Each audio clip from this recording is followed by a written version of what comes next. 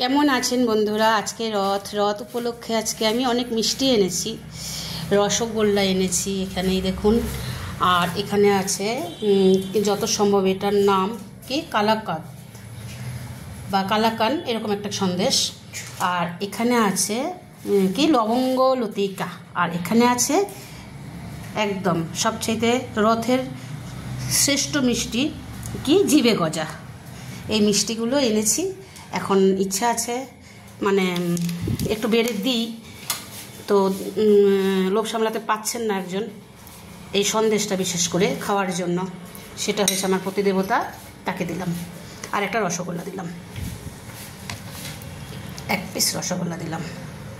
সে বলছে দাও, আমি একটু খেয়ে টেস্ট করে দেখি কেমন খেতে।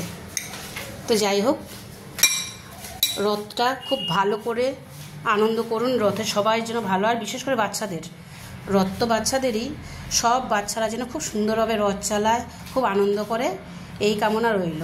আবার পরের ভিডিওতে দেখা হবে, কথা হবে। শুভ রথযাত্রা।